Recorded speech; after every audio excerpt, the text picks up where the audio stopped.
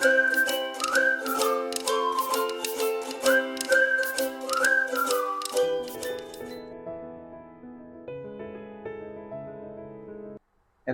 പുതിയൊരു വീഡിയോയിലേക്ക് സ്വാഗതം. ഇന്ന് ഞാൻ ഉണ്ടാക്കുന്നത് ചക്കയുടെയാണ്. അതിനുവേണ്ടി ഞാൻ കുറച്ച് ചക്ക എടുത്തിട്ടുണ്ട്. ഈ ചക്ക ഞാൻ നാട്ടിൽ നിന്ന് കൊണ്ടുവന്നതാണ്. ഇത് ജൂലൈയിൽ പറിച്ചെടുത്തിട്ട് വെച്ചതാണ്. ഇപ്പം ചക്കൻ്റെ സീസണല്ല. നിങ്ങൾക്കും വർഷം മുഴുവൻ ചക്ക കഴിക്കണം എന്നുണ്ടെങ്കിൽ ചക്കയുടെ സീസണിൽ ചക്ക പഴുത്ത് കഴിഞ്ഞാൽ ഇതുപോലെ ചുളയാക്കി എടുത്തിട്ട് ഫ്രീസറിൽ വെച്ചാൽ മതി. എത്ര കാലവും ഒരു കേടും കൂടാതെ അതുപോലെ നിൽക്കും. നിങ്ങൾക്ക് ആവശ്യത്തിനനുസരിച്ച് ചെറിയ ചെറിയ ബാഗുകളിലാക്കിയിട്ട് ഫ്രീസറിൽ വെച്ചാൽ മതി. അപ്പോൾ നിങ്ങൾക്ക് വർഷം മുഴുവൻ ചക്ക കഴിക്കാൻ പറ്റും. ഒരു കുഴപ്പമില്ല, നല്ല ഫ്രഷായിട്ട് തന്നെ കിട്ടും. ഇപ്പോഴും ചക്കയെന്ന് പറിച്ചെടുത്ത് അതേ ഫ്രഷ്നെസ് ഉണ്ട്. ഫ്രീസറിൽ ഇതുപോലെ വെച്ചാൽ മതി.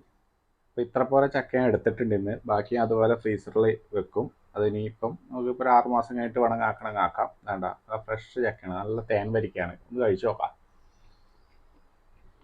ഇടും മധുരമാണ് ഇത്. നമുക്ക് ഇനി ചക്ക ഇട്ട സീസൺ ആകുമ്പോൾ എല്ലാവരും ചക്ക പറിച്ച് ഇതുപോലെ ഫ്രീസറിൽ വെച്ചാൽ വർഷം മുഴുവൻ നിങ്ങൾക്ക് ചക്ക കഴിക്കാവുന്നതാണ്. കിട്ടുവാണ്. ഇതിനു വേണ്ടി ഞാൻ ഒരു 300 ഗ്രാം ശർക്കര എടുത്തിട്ടുണ്ട്. അത് അപ്പോൾ നമുക്ക് പാവാക്കിയിട്ട് വെക്കാം. ചക്കയുടെ കുരുവൊക്കെ കളഞ്ഞിട്ട് ഞാൻ റെഡിയാക്കി വെച്ചിട്ടുണ്ട്. അപ്പോൾ നമ്മൾ ഫ്രീസ് ചെയ്യുമ്പോൾ ചക്കേൻ്റെ കുരു കളഞ്ഞിട്ട് വെക്കുന്നതായിരിക്കും നല്ലത്. ഞാൻ കുരുവടക്കമാണ് ഫ്രീസ് ചെയ്തത്. പിന്നെ ചെറിയ പീസായിട്ട് ഇത് കട്ട് ചെയ്തിട്ട് അരച്ചെടുക്കേണ്ടതുണ്ട്.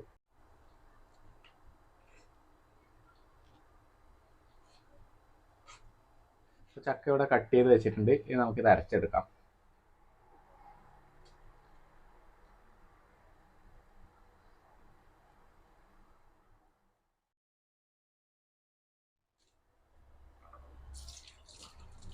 ചക്ക നമ്മൾ അടിച്ചെടുത്തിട്ടുണ്ട്. ഇനി അതിനകത്തേക്ക് 1 കപ്പ് തേങ്ങ ഇട്ട് കൊടുക്കുക. ഇനി ആ തേങ്ങ ഇട്ട് കൊടുത്തതിലേക്ക് ശർക്കര പാനീയം ഒഴിച്ചു കൊടുക്കുക.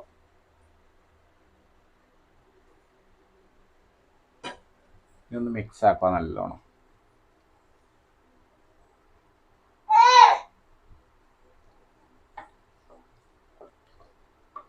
ഇനി കുറച്ച് ഏലക്കാപ്പൊടി ചേർത്ത് കൊടുക്കുക. ചുക്കിൻ്റെ പൊടിയും ജീരകപ്പൊടിയും അത് താല്പര്യമുള്ളവർക്ക് ചേർത്ത് കൊടുക്കാറുണ്ട്, അതിൻ്റെ ടേസ്റ്റ് പിടിക്കുവാണെങ്കിൽ മാത്രം. അല്ലെങ്കിൽ ഏലക്കാപ്പൊടി മാത്രം ചേർത്ത് കൊടുത്താൽ മതി. ഇനി ഇതിനകത്തേക്ക് അരിപ്പൊടി നന്നായി ഒന്ന് മിക്സ് ചെയ്യുക ചേർത്തിട്ട്. അതിനുശേഷം ഇതിനകത്തേക്ക് അരിപ്പൊടി ഇട്ട് കൊടുക്കുക. അരിപ്പൊടിക്ക് പ്രത്യേകിച്ച് അളവൊന്നുമില്ല, ഇതൊന്ന് കട്ടിയാവുന്ന വിധത്തിൽ ഇട്ട് കൊടുക്കുക.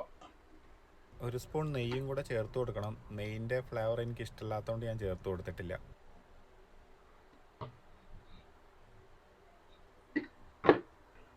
ഇട്ട് നന്നായിട്ട് ഇളക്കുക.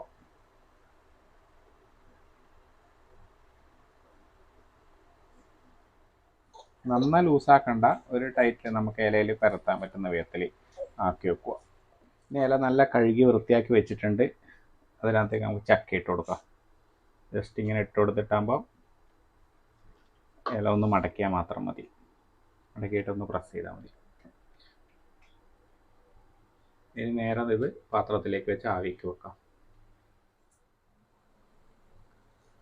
ഇനി നമുക്ക് ഇതിനകത്തേക്ക് ഇത് വെച്ച് കൊടുക്കാം ആവിക്ക്.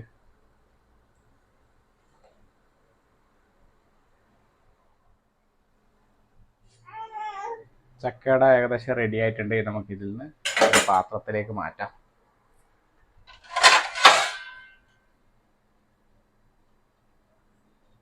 നല്ല ചൂടുണ്ട്.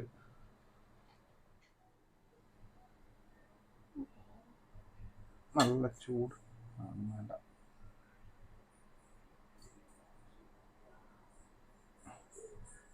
ചക്കപ്പോൾ ഇവിടെ റെഡി ആയിരിക്കും. നമുക്ക് തുറന്ന് നോക്കാം. ഒന്ന് ടേസ്റ്റ് ചെയ്ത് നോക്കാം. ഗുഡായിട്ടുണ്ട്. മധുരമൊന്നും അങ്ങനെ ഓവറായിട്ടില്ല, കണക്കായിട്ടേ ഉള്ളൂ.